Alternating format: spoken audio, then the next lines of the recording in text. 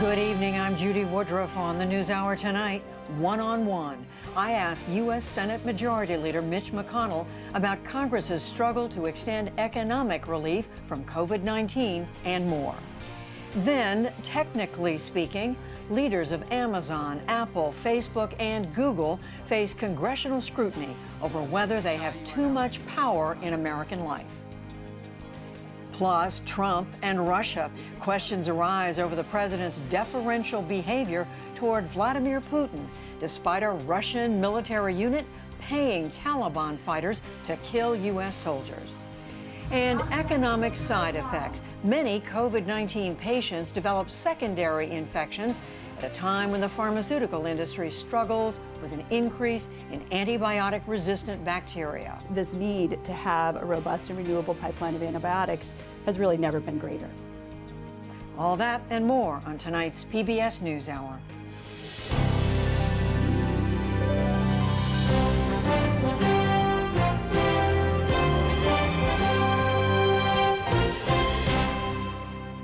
Major funding for the PBS NewsHour has been provided by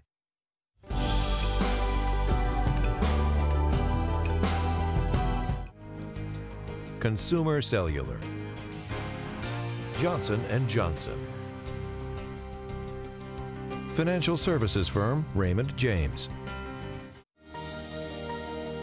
supporting social entrepreneurs and their solutions to the world's most pressing problems. SkollFoundation.org. the Lemelson Foundation, committed to improving lives through invention in the U.S. and developing countries. On the web at lemelson.org. Supported by the John D. and Catherine T. MacArthur Foundation, committed to building a more just, verdant, and peaceful world. More information at macfound.org. And with the ongoing support of these institutions.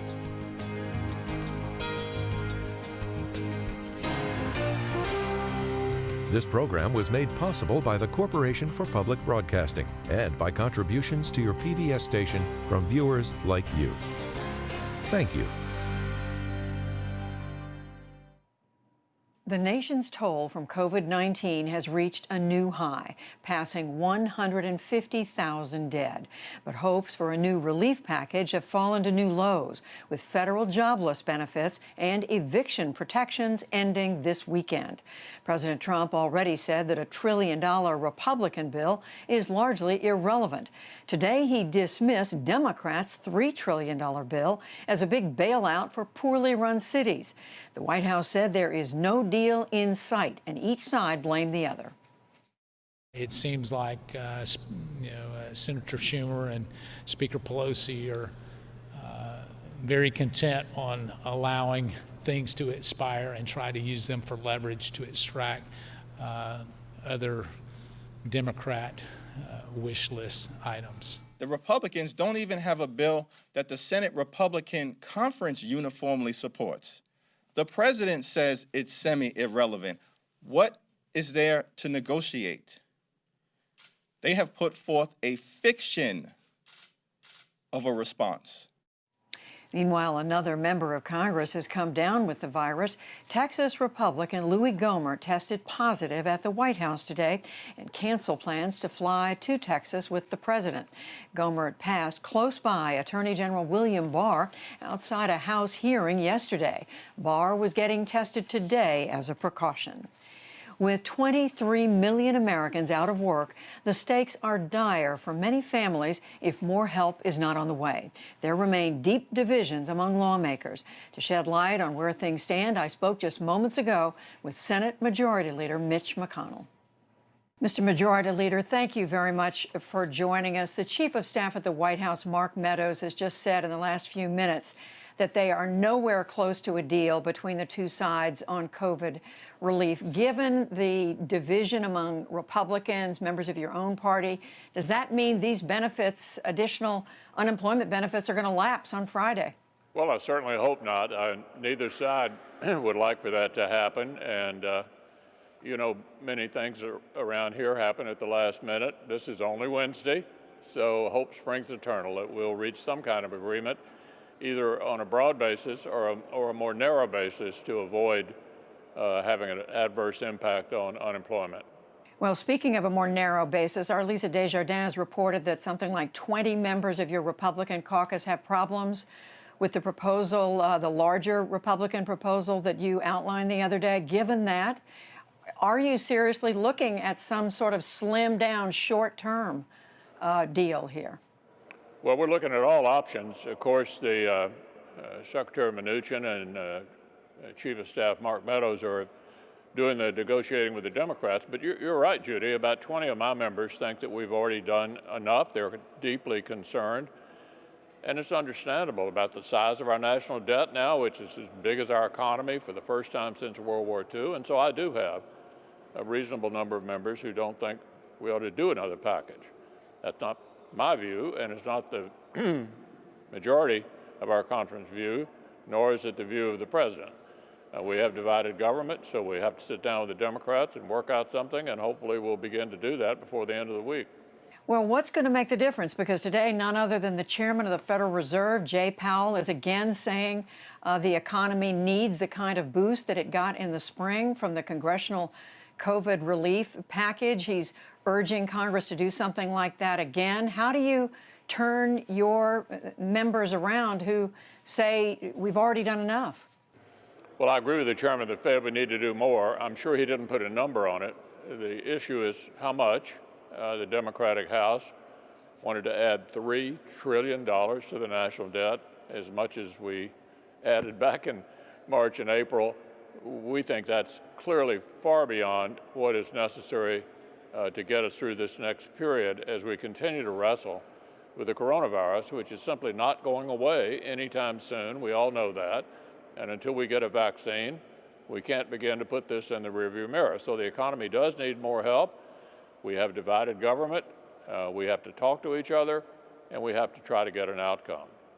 You have made the argument steadily, Mr. Majority Leader, that the reason the benefits, these additional $600 a week in benefits, shouldn't be continued is that it's an incentive for many people not to go back to work, just to stay home. But we've looked at what economists are saying.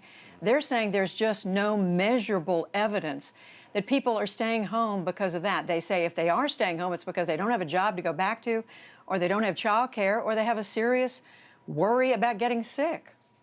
I don't know which economists you're talking about, but a huge percentage of people in that category are choosing, based upon the fact that they can make more staying at home, not an irrational decision when you look at the numbers, are reluctant to go back to work. So unemployment insurance is extremely important, particularly at a time of high unemployment like we have now, and it ought to be operating like it has traditionally. But to pay people more to stay home and to go back to work, we think is a mistake. And I don't know which economists you're citing, but there are huge numbers of small business people all across the country, almost without exception, telling us, and I'm sure telling the Democrats as well, that this is a deterrent to getting back to work. Well, there are a number of them, but let me just be very specific. We put a call out through social media asking people to let us know about unemployment benefits. We had something like 2,000 people responding, including a woman named Latrice Wilson. She's from Kentucky, your home state. She says that $600 additional a week allows her to pay for the medicine she needs for her autoimmune disease and to pay for her daughter to continue to go to college. What do you say to someone like Mrs. Wilson?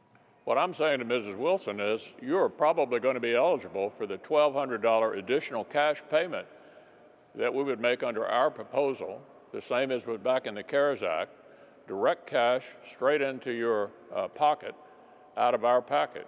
So yes, those are people who do have significant concerns, and we address that with a $1,200 direct cash payment.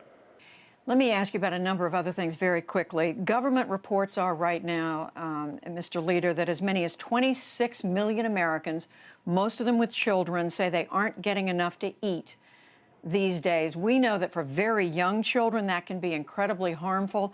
The Democrats' plan right now increases food stamp or SNAP benefits by 15%. The Republican proposal would not extend those increased benefits. Why not?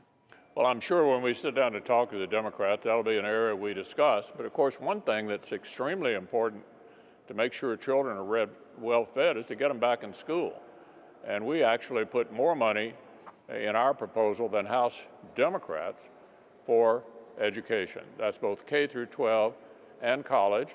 And to the extent that these local school districts are allowed, make the decision to let their children come back to school, that'll take care of a lot of the, for many of these kids, the best meal they get of the day is the one they get at school. So getting them back in school, I think, is an important step in the right direction.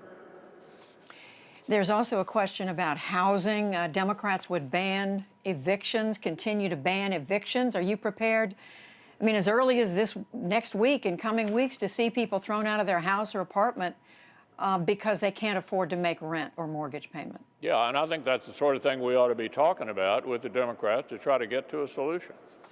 Aid to state and local governments, Mr. Majority Leader. Democrats are asking for $1 trillion almost in aid to pay these frontline workers, people who are out there working because they have to, despite the coronavirus.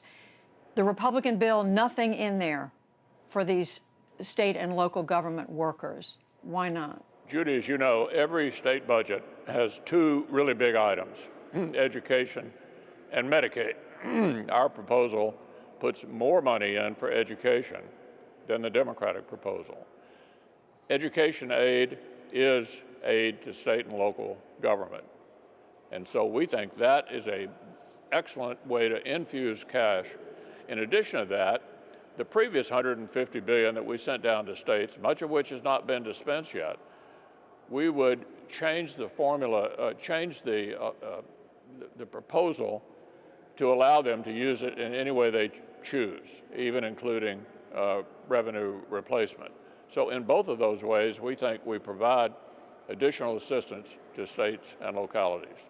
Two other very quick things. You have said you don't like the idea that there's $1.8 billion in this plan for a new FBI building in Washington, coincidentally across the street from the Trump Hotel. You've said you want only COVID material in this bill. Why not just say no to the White House on this? And by the way, there's money, another $8 billion in this bill for military material, F-35 fighters and so forth.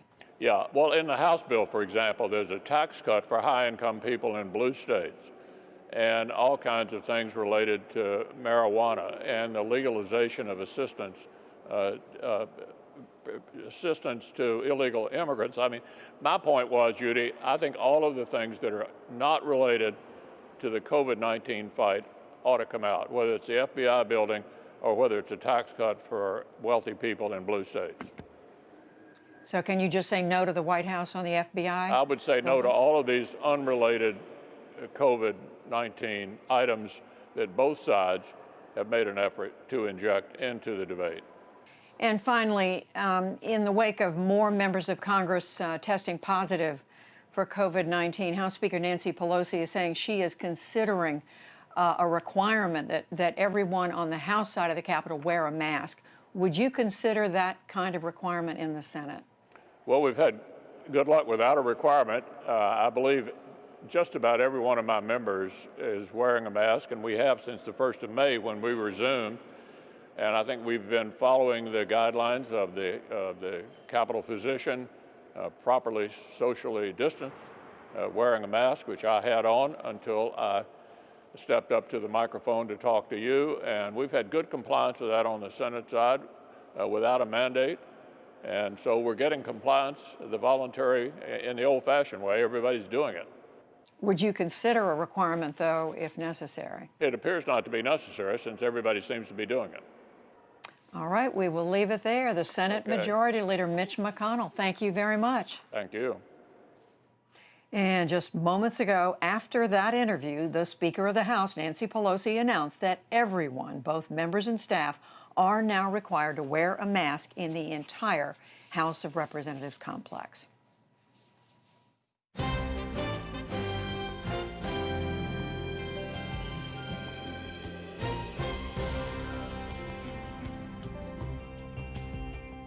In the day's other news, federal agents will begin withdrawing from downtown Portland, Oregon tomorrow in a deal with state and local leaders. Federal agents and protesters have clashed nightly at the federal courthouse. But U.S. Homeland Security officials said that state and local police will guard the site instead.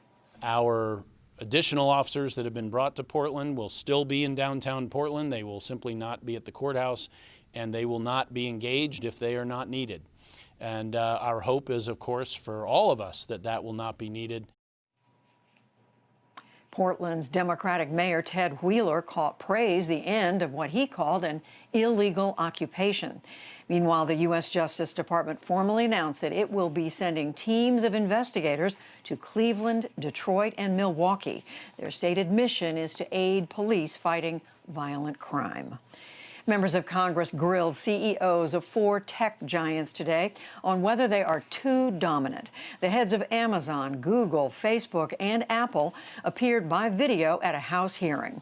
As they did, President Trump threatened executive orders to roll back legal protections for the companies. We'll have much more after the news summary. In Turkey, social media is coming under tighter controls. The parliament approved a law today ordering Facebook, Twitter, and others to set up local offices and to police content. Supporters called it a curb on cybercrime and online abuse of women. Critics and rights groups raised fears of censorship. These measures will have a chilling effect on the Turkish social media platform users, and people will be scared to use these platforms because Turkish authorities will have access to the users' data. The law also requires companies to store user data in Turkey. The U.S. military formally announced today that it will pull 12,000 American troops out of Germany. The move will leave 24,000 troops still on German soil. President Trump has repeatedly denounced Germany for not spending more on defense and has pushed to withdraw U.S. forces. We'll get details later in the program. The Eastern Caribbean is facing heavy rain and strong winds tonight as a budding tropical storm blows through. The weather system is expected to pass near Puerto Rico overnight and to brush past the Dominican Republic tomorrow. Puerto Rican officials are warning of the potential for landslides, flooding, and widespread power outages. The Federal Reserve warned today that the resurgence of COVID-19 cases is sure to be a drag on the economy. Chairman Jerome Powell said that the Fed will use all the tools it has to help, but he warned that a recovery is linked directly to people's behavior. The path of the economy is going to depend to a very high extent on the course of the virus and on the measures that we take to keep it in check. That is just a very fundamental fact about our economy right now. The two things are not in conflict. You know, social distancing measures and fast reopening of the economy, they actually go together. They're not in competition with each other. The central bank announced no new policies, but did say that it plans to keep its benchmark short-term interest rate pegged to near zero. Wall Street moved higher on the Fed's pledge to continue shoring up the economy. The Dow Jones Industrial Average gained 160 points to close at 26,539. The Nasdaq rose 140 points, and the S&P 500 added 40. And the annual Hajj pilgrimage is underway in Saudi Arabia, greatly scaled back by the coronavirus pandemic. Some 1,000 Muslim worshippers began arriving today at Mecca's Grand Mosque, wearing face masks and praying at a distance. The Hajj usually draws up to 2.5 million people. Still to come on the NewsHour, leaders of tech giants face congressional scrutiny over their impact on society. Questions arise over the president's continued deferential behavior toward Vladimir Putin. The pharmaceutical industry struggles with an increase in antibiotic-resistant bacteria amid the pandemic, and much more.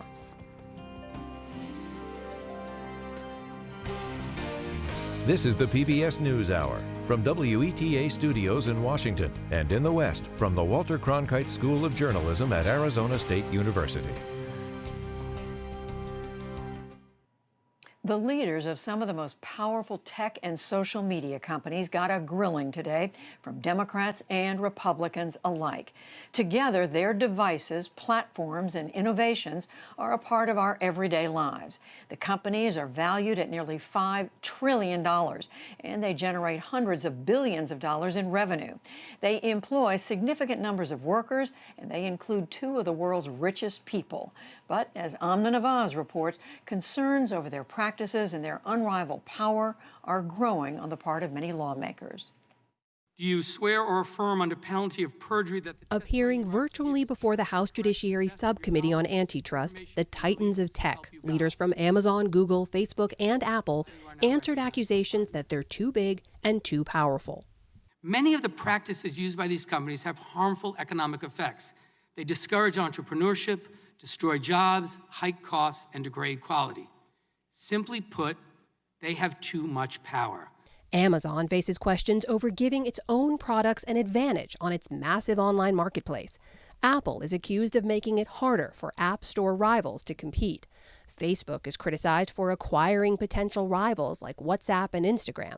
And Google has been alleged to use its search and advertising systems to squash its competition.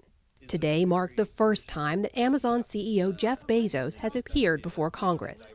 Bezos founded Amazon in 1994. Today, it's worth more than $1.5 trillion and accounts for 38% of all online retail sales in the U.S. He defended that growth today.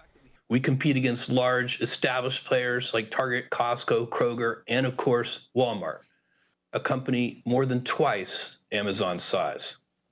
20 years ago, we made the decision to invite other sellers to sell in our store, to share the same valuable real estate we spent billions to build, market, and maintain. Tim Cook took over at Apple in 2011. Today, it's the most valuable company in the world at $1.6 trillion. In the hearing, Cook portrayed his massive company as an underdog. Our goal is the best, not the most. In fact, we don't have a dominant share in any market or in any product category where we do business. Mark Zuckerberg founded the social networking site Facebook in 2004. Today, more than 3 billion people use Facebook-owned platforms at least once a month, and it's worth $665 billion. Zuckerberg today called the growth of apps like Instagram an American success story. It was not a guarantee that Instagram was going to succeed. The acquisition has done wildly well, largely because not just of the founders' talent, but because we invested heavily in building up the infrastructure and promoting it and working on security and working on a lot of things around this. And I think that this has been an American success story. Sundar Pichai has led Alphabet and Google since 2015. Every day, 90% of online searches happen on Google. The company is valued at $1.5 billion. He pushed back on questions about Google's search engine blocking competitors. We've always focused on providing users the most relevant information, and we rely on that trust for users to come back to Google every day. For more than a year, the committee has investigated the companies through more than 1 million documents and hundreds of hours of interviews. Washington State Congresswoman Pramila Jayapal cited one of those interviews in a question to Bezos. A former Amazon employee in third-party sales and recruitment told this committee, quote, "There's a rule, but there's nobody enforcing or spot checking. They just say, don't help yourself to the data. It's a candy shop. Everyone can have access to anything they want." Do category managers have access to non-public data about third-party products and businesses? Well, here's what I can tell you. We do have certain safeguards in place. We train people on the policy. We expect people to follow that policy the same way we would any other. It's a voluntary policy. As far as I'm aware, no other retailer limits their use of data at all. There's no actual enforcement. There's no actual enforcement of that policy. And while the hearing's stated purpose was antitrust, I'll just cut to the chase. Big tech's out to get conservatives. That's not a suspicion. That's not a hunch. That's a fact. Some Republicans on the panel focused on what they call censorship of conservatives by big tech. Congressman Jim Sensenbrenner of Wisconsin. Conservatives are consumers too. And the way the net was put together in the eyes of Congress is that everybody should be able to speak their mind. Zuckerberg pushed back. Frankly, I think that we've distinguished ourselves as one of the companies that defends free expression the most. We do have community standards around things that you can and cannot say. On the other side of the aisle, Congressman Jamie Raskin, a Maryland Democrat, asked what platforms are doing to combat hate speech and election meddling. Is there nothing that can be done about the use of Facebook to engender social division in America? Since 2016, there have been a lot of steps that we've taken to protect the integrity of elections. We've hired, I think it's more than 30,000 people to work on safety and security. We've built up AI systems to be able to find harmful content, including being able to find more than 50 different networks of coordinated and authentic behavior, basically nation states trying to interfere in elections. Still, there was bipartisan concern the four tech giants are exerting too much influence. I'm concerned that you've used Amazon's dominant market position to unfairly harm competition. Google buys up companies for the purposes of surveilling Americans, and because of Google's dominance, users have no choice but to surrender. And without action from Congress, that influence is unlikely to wane. Let's dive now into a few of the issues raised at today's hearing. We turn now to Dipayan Ghosh. He leads the Digital Platforms and Democracy Project at the Harvard Kennedy School. He also worked at Facebook, leading their efforts to address privacy and security issues, and later advised the Obama White House on technology policy. And before we begin, we should note for the record that the Chan Zuckerberg Initiative is a funder of the NewsHour. Dipayan Ghosh, welcome to the NewsHour. Thanks for being here. I think it's fair to say there's no question about the power and the reach of these four big companies, right? But when it comes to the concentration of power and to the detriment of competition, what new information did we learn today about their business practices and about their behavior? I think the good thing here is that both Democrats and Republicans on the committee really got to the details of how these companies work, how their corporate strategies work. And for instance, both Democrats and Republicans really tried to pin down how Facebook and Google and Amazon and Apple went through certain decisions around corporate development, went through decisions around how they strategize with the App Store and how they thought about mergers and acquisitions. And all of that really serves to support the imperative of holding these companies accountable on competition issues. So I think we learned quite a lot today. There is, of course, this political divide we just reported on, right? Democrats digging in on those accusations of anti-competitive behavior. Republicans largely focused, or some Republicans at least, focused on what they're calling censorship of conservatives on these platforms. Even President Trump, I should mention, weighed in during the hearing. He was tweeting saying, if Congress doesn't bring fairness to big tech, which they should have done years ago, I will do it myself with executive orders. Dipayan, as you were watching the hearing unfold and seeing that massive gap between the lines of questioning, what did you make of that? There's no doubt about this, and you're absolutely spot on. There is this divide, and traditionally Republicans and Democrats have been coming at the issue of antitrust and market competition in the digital economy from different angles. Democrats have cared more about economic equity, algorithmic discrimination, racism and bias, these kinds of things. Whereas Republicans have been thinking, including President Trump and his former Attorney General Jeff Sessions, have been thinking more about these content-related speech issues and in particular anti-conservative bias, which are allegations that tech companies and many other experts have wholly rejected. I would acknowledge that certain Republicans on the committee have been asking really pointed technical questions about the market power of these companies, particularly Representative Armstrong from North Dakota. But largely, we have seen this division, and I hope that we can get to more bipartisan action. There were a couple of lines of questioning I'd love to get your take on. There was one in particular directed at Facebook's Mark Zuckerberg that was coming from Washington State Congresswoman Pramila Jayapal. And the exchange here was based on emails that she says showed the committee Zuckerberg was essentially threatening to overrun Instagram with a similar photo product they were developing, even as Facebook was trying to buy Instagram. Take a listen to this exchange. Do you copy your competitors? Congresswoman, we've certainly adapted features that others have led in, as have others copied and adapted features that I'm not that we concerned about invented. others. I'm just asking you, Mr. Zuckerberg, since March of 2012, after that email conversation, how many competitors did Facebook end up copying?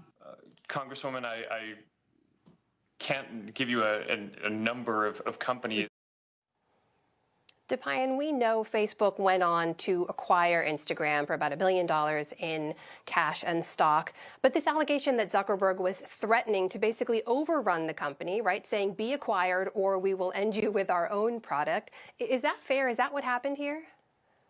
I think it's fair to assume that may be what happened. Of course, I'm not privy to Mark Zuckerberg's specific thoughts, nor was I the founder of Instagram or either of the two founders of Instagram.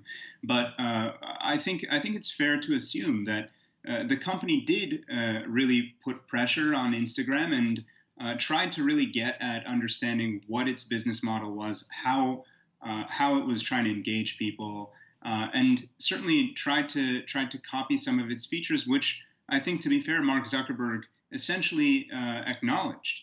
I think it's a problem, and the reason that we see it happening over and over again, there were similar themes around questions asked of Amazon, and I think similar themes around Apple and Google as well. The problem here is that these are companies that have monopolized huge swaths of the digital media ecosystem today, and if they're copying small would-be rivals and substituting their own business, that really presents serious challenges to innovation in the very long run. Well, there's the issue of copying products. There's also the issue of pushing your own products over your rivals, right? There was another exchange I want to play for you with Amazon's Jeff Bezos, this one coming from Congressman Jamie Raskin. And he was asking, basically, if Amazon uses its platform, its massive platform, to push its own products over rival products. He was asking specifically about the Alexa voice service in this exchange. Take a listen. Alexa-enabled smart speakers make up over 60% of the smart speaker market. Mr. Bezos, when I ask Alexa to play my favorite song, Prime Music is the default music player. So has Alexa ever been trained to favor Amazon products? I don't know if it's been trained in that way. I'm sure there are cases where we do promote our own products, which is of course a common practice in business, and so it wouldn't surprise me if Alexa sometimes does promote our own products. So, DePayan, here is the big question. Is this just good business, right, promoting your own product on your platform, or is it anti-competition behavior? I think what internet companies have really waded into is a situation where they didn't quite recognize their market power. And yes, they did engage in harmful business practices. We see this in the case of Amazon, which has this monopoly. We've seen this in the case of Facebook, and Facebook was questioned about Anavo. We've seen companies kind of spy on rivals, try to copy them, try to understand how their would-be rivals or smaller competitors might try to approach consumers, and then essentially just subsume them or suppress them. And those are the kinds of things that are really damaging to competition, innovation, and consume the price to consumers. And I think there's no doubt that Amazon has really screwed with the markets and attempted to shut down smaller companies at their expense and to Amazon's benefit. And that is precisely what this committee really needs to get to the bottom of with this full investigation. DePayan, very briefly, it feels like every time big tech comes under the scrutiny of Congress, we ask this question, which is, do the laws and the rules that we have in place, the way we define antitrust, for example, do those keep up with the problems that are presented to us by big tech today? I don't think they have. I don't think they have kept up. Let's be real here. We have antitrust and competition policy enforcement regimes in place in the United States, and they do reasonably well with certain marketplaces, with certain consumer markets. But the digital economy is something totally different, where we're dealing with a new currency in the form of people's attention and people's personal information. Our regulatory regime has not stayed in line with that. It is way behind where the digital economy is today. And I think, though, with this hearing being the start to a broader conversation about how we need to develop a stringent regulatory regime for the digital economy through privacy and through transparency and through interoperability and data portability and competition and potentially even conditions on mergers and acquisitions and potentially breakup, we are going to see these companies having their feet held to the fire, and the committee will see to it, I think, in the long run. That is Dipayan Ghosh of the Digital Platforms and Democracy Project at the Harvard Kennedy School. Thanks so much for your time. Thank you. Thank you for the conversation.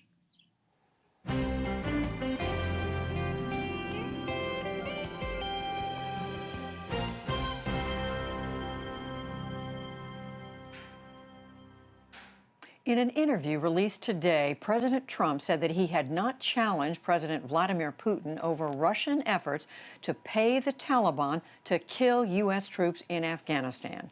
The two leaders spoke just last week for the 7th time in recent months. As Nick Schifrin reports, this comes as the administration also cemented plans to withdraw and redeploy American forces in Europe.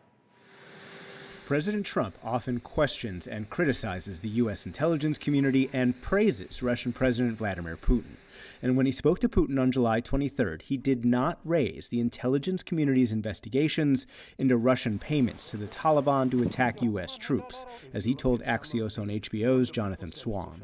We did not discuss that, no. And you've never discussed it with him? I have never discussed it with him, no. We would. I'd have no problem with it. But you don't believe the intelligence? It's because you don't believe the intelligence, that's why. Everything, it's interesting. Nobody ever brings up China. They always bring Russia, Russia, Russia. Former intelligence officials tell PBS NewsHour the Taliban received Russian military intelligence money to target U.S. service members. Officials debated the intelligence, and commanders say the bounties did not likely result in deaths. But it was an increase in Russian support to the Taliban, as already detailed in 2018 by then top commander General John Nicholson. We've had weapons brought to this headquarters and given to us by Afghan leaders and said this was given by the Russians to the Taliban. John Nicholson, former head of forces in Afghanistan, said, and this is when he was working for you, that Russia is supplying weapons to the Taliban.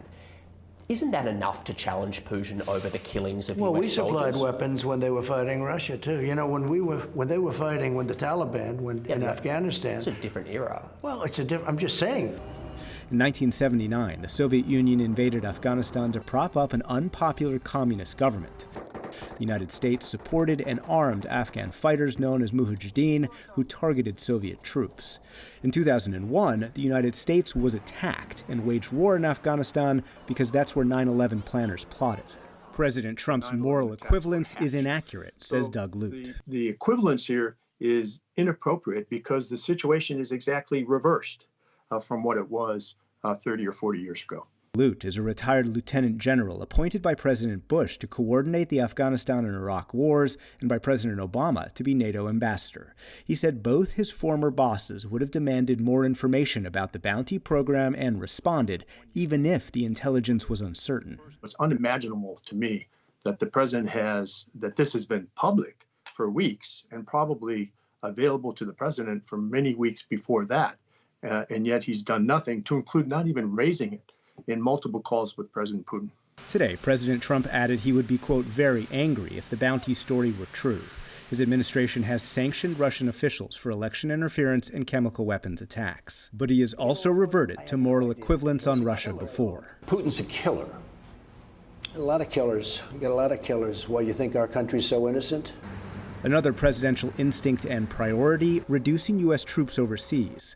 Today, the administration announced it would withdraw nearly 12,000 troops from Germany and bring half home.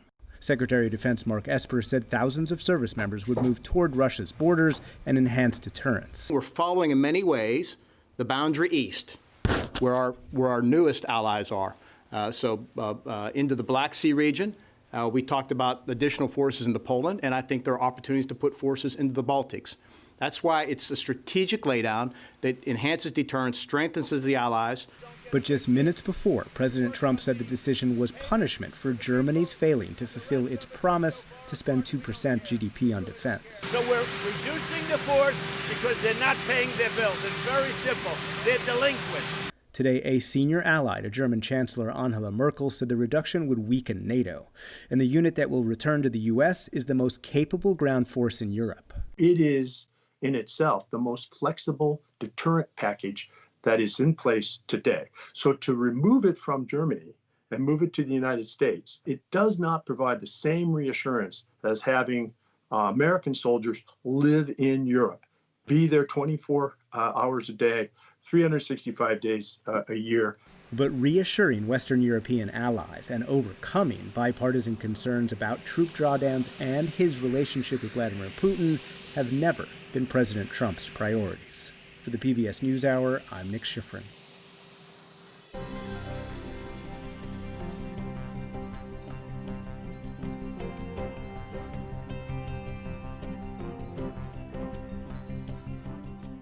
It turns out the coronavirus crisis has a menacing medical side effect that is receiving little attention thus far, the secondary bacterial infections that it causes. And that in turn raises economic issues that are causing a crisis in the antibiotics industry. Our economics correspondent Paul Solman has the story. It's part of our regular series, Making Sense. How valuable was the company at its height? About $1.4 billion. And today? A little over 8 million. Highly touted biotech startup Tetraphase Pharmaceuticals in Watertown, Massachusetts. We first visited 3 years ago, reporting on the scary rise of deadly drug-resistant bacteria and fungi, so-called superbugs, which infect, according to the CDC, some 3 million Americans a year and kill tens of thousands of us. The good news, there were dozens of scientists in this lab alone, working on several promising new antibiotics like Xerava, which soon after our visit won the gold medal for medications, FDA approval. Now, it may seem strange to focus on antibiotics during a viral pandemic, since antibiotics don't kill viruses. You're on the ventilator right now. But many COVID-19 patients develop potentially fatal secondary bacterial infections. So we returned to Tetraphase earlier this year, before masks and social distancing were mandated, to see how the antibiotics industry was progressing. The results were shocking. This lab is completely non-functioning. I notice even the dust here. Yeah, we had to let all of our research go. All of your research? All of our research is gone. All the scientists laid off. Instead, CEO Larry Edwards had a skeleton staff trying to market and sell Xerava and keep Tetraphase from going out of business, a fate that's now befallen 2 of the 12 companies that, over the last decade, also won FDA approval for new antibiotics. Well, you were at one of those companies, I right? was in one of those companies, yes. Erin Duffy was chief scientist at Melinta Therapeutics, translating the company's Nobel Prize-winning research Obactive prevents the cell from expanding and multiplying into new superbug-slaying antibiotics. That company has now filed Chapter 11. Was the drug that it was selling promising? We had 4 very promising antibiotics, all for serious infections in the hospital. It simply amazed me. While antiviral research is booming, the antibiotics market is broken. At the worst possible time, says infectious disease specialist Helen Boucher. We know that with the regular flu, influenza, our patients sometimes develop what we call secondary bacterial infections. And in fact, when they get to us in the hospital, that's often the dire consequence, and that's how we lose patients. The same is now proving true of the coronavirus pandemic. According to a recent paper, half of those who died from COVID-19 in China also had drug-resistant bacterial infections. And thus, a further cause for concern that as more and more COVID patients become seriously ill, antibiotics resistance will inevitably accelerate. Going on long enough, COVID-19 and hospital pneumonia will drive resistance. Dr. John Rex is a retired pharma executive. We're seeing people hospitalized on ventilators for extended periods of time, and that's a setting where you're going to use a lot of antibiotics. You mean because antibiotics are being used for the patients of COVID for a secondary infection or to prevent it, that means resistance building up more quickly? Absolutely. Any given antibiotic, really, you could think of it as having a relatively finite lifetime. Resistance develops to everything. So this need to have a robust and renewable pipeline of antibiotics has really never been greater. Doctors like Boucher see the need all the time in their patients.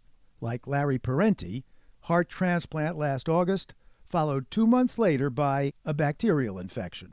A case of Klebsiella, which is one of the more highly drug-resistant organisms out there. So drug-resistant, it's sometimes called a nightmare bacterium.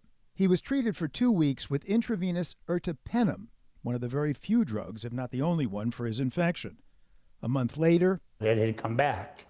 So what we thought was gone really was just sort of hiding. You know, if you're limited to 1 or 2 drugs and they don't work, then what do you do? Where's your options?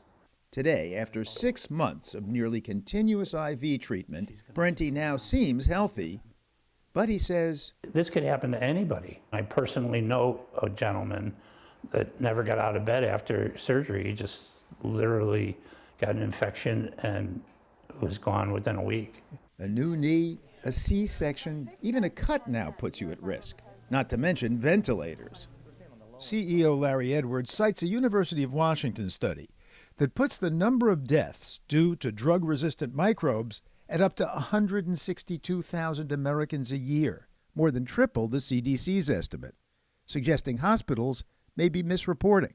They'll say they died due to cancer and underlying factors, where a lot of times the underlying factor is the resistant pathogen or the bacteria that's killing the patient. So why would they be misreporting it? They end up getting hit negatively on if they're showing that patients are dying due to a resistant bacterial infection, more than likely the patient got that when they were in the hospital.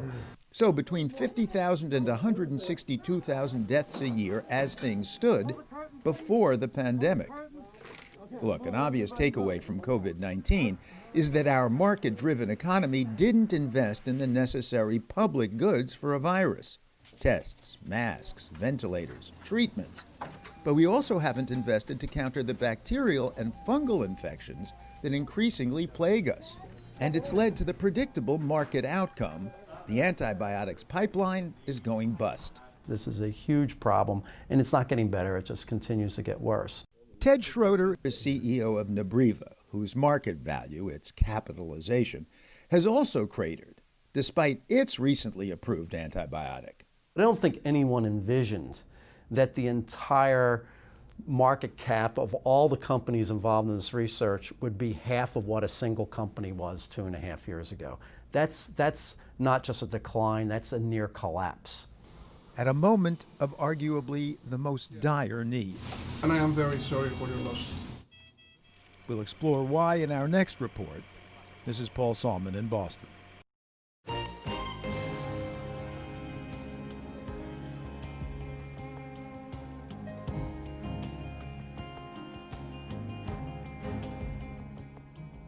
Finally tonight, our Now Read This book club conversation. Our July pick is a book that remains as relevant and powerful as when it was first written. Jeffrey Brown talks with author and poet Claudia Rankine about Citizen, an American Lyric, for our ongoing arts and culture series, Canvas. In 2014, American cities were convulsed in the aftermath of the deaths of Michael Brown and Eric Garner, two of the killings that helped catalyze the Black Lives Matter movement. That year, the book Citizen, an American Lyric was published, with prose poems, monologues, and imagery capturing the moment, but through a different lens. The inner lives and thoughts of individuals, the almost casual racism that permeates daily life for so many. Author Claudia Rankine. Racism is institutional, we know, but institutions are made up of people. So what are those 1,000 cuts that lead to the big institutional fails around racism? I asked people who I knew, friends, other colleagues, to just tell me moments where they were going along in their day and suddenly somebody said or did something that reduced them to their race. And so I collected these stories, rewrote them, got to the heart of what I was trying to portray.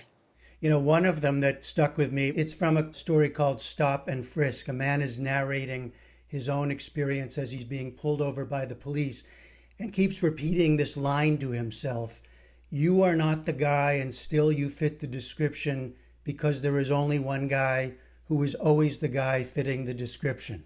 And that line actually came from the person I was interviewing. He said, and of course I wasn't the guy, but I was the guy who fit the description again. And so that became a refrain as I sort of crafted that poem.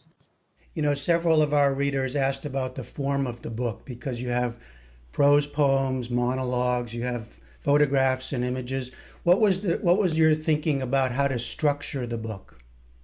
Well, I've always felt that visual artists have been able to portray these kinds of ways in which racism hits the body in ways that were so succinct. You just saw it, you understood it. And so I embarked on this collaboration with the works of these visual artists without even them knowing, because I was just requesting the use of an image in the book. But I really wanted people to engage all of their senses in the book, from their sight to their reading skills to their body, so that these moments really sat inside them. The book came out in 2014. It was incredibly timely at that moment. How do you look at what's going on now in light of what you wrote then? Well, Henry Louis Gates a long time ago wrote a book called The Signifying Monkey, and he said that African-American writers were always in conversation with the time and with each other. And I feel like Citizen was just the next book that looked at the same dynamic that Toni Morrison was looking at, or Frederick Douglass was looking at, or James Baldwin, obviously. And so if I had published Citizen in 2007 or 2012 or 2015 or yesterday, it would have the same mirroring relay effect, because those events have been going on and continue to go on. A number of our readers, of course, wondered if you see signs of hope now.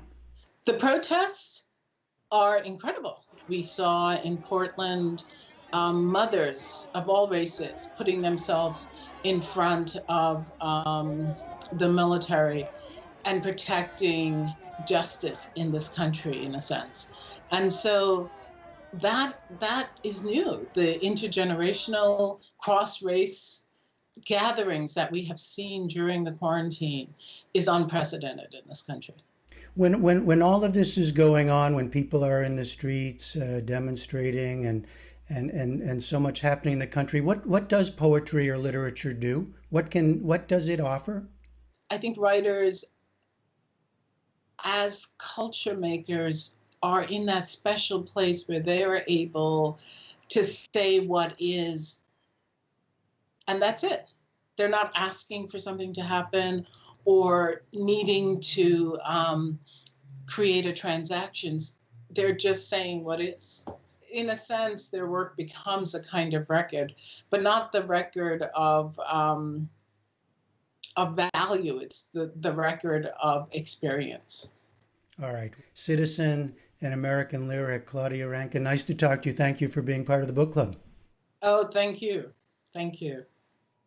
Great conversation. And Claudia Rankine's new book, Just Us, An American Conversation, will be published in September. And for our August selection, something very different. Beijing Payback, a geopolitic thriller and crime novel. Author Daniel Nia will join us here at the end of the month. And we hope you'll join us and other readers on our website and Facebook page for Now Read This. It's our book club partnership with the New York Times. And that's the News Hour for tonight. I'm Judy Woodruff. Join us online and again here tomorrow evening. For all of us, the PBS News Hour, thank you. Please stay safe, and we'll see you soon.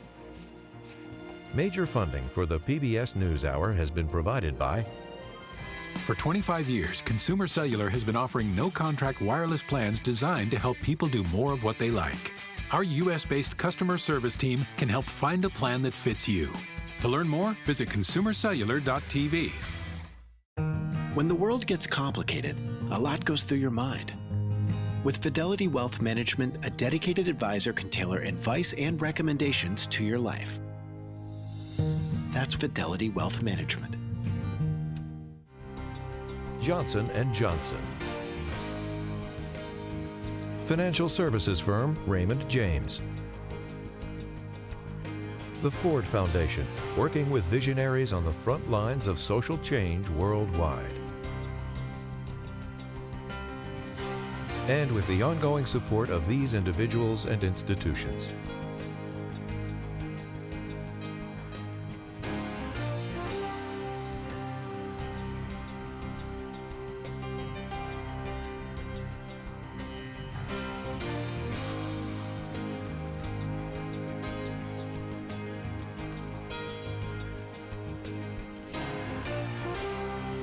This program was made possible by the Corporation for Public Broadcasting and by contributions to your PBS station from viewers like you. Thank you.